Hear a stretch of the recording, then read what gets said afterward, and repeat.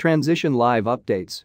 Biden to call for bigger aid package and urge caution over holidays. President-elect Joe Biden has insisted that more relief will be coming after his inauguration next month.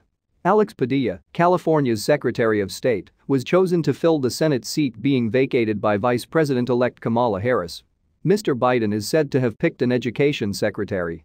Biden, filling the soother-in-chief role eschewed by Trump, will call for a bigger virus aid package. President-elect Joseph R. Biden Jr., calling the $900 billion coronavirus relief package passed on Monday a down payment in a bigger bill, will exhort Republicans in Tuesday to return to the negotiating table, while urging Americans to take precautions to avoid taking part in holiday gatherings that could lead to a new spike in infections, aides said.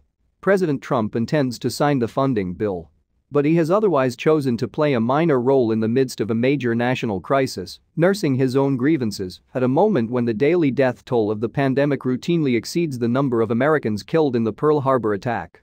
On Tuesday, he unleashed a familiar fusillade of false claims about the 2020 election on Twitter, interrupted by one post on the virus, a boast about the great miracle of what the Trump administration has accomplished on vaccines. About 100 miles away, in Wilmington, Delaware, Mr. Biden will deliver a soothing pre-Christmas summons for national unity, coupled with a public health announcement, his aides said, offering the sort of comforts Americans typically expect to come from the pulpit of the presidency.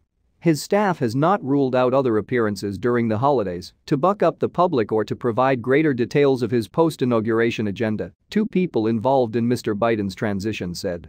Mr. Biden, in a gesture that illustrated the stark differences between the two men, praised the White House-led Operation Warp Speed on Monday for accelerating vaccine development while being vaccinated, in a mask, on live TV, to allay fears about the safety of the vaccine. In recent days, Mr. Trump has said little about the virus and offered no similar warnings, other than to repeatedly congratulate himself on the vaccines. It is not clear if he plans to offer a similar address to the American people. Mr. Biden did not negotiate with lawmakers on the stimulus directly, but he was apprised of all developments, and his incoming chief of staff, Ron Klain, was kept abreast of the hour-by-hour developments in the talks, according to Democratic officials familiar with the situation. Mr. Trump had no public events scheduled on Tuesday, although pool reporters covering the White House were told to stand by for his official signing of the pandemic relief package. Mr. Trump's signature on the deal was essential, but his presence during its negotiations was not, with most of the details hammered out by the Treasury Secretary, Steven Mnuchin, and legislative leaders from both parties. The president's one significant intervention in the talks seems to have been a fleeting call for $2,000 stimulus checks for families hurt economically by the pandemic. It was ignored by Senate Republicans, who agreed on a payout of $600. And this is, ironically, where both Mr. Trump and Mr. Biden agree that the checks are not big enough.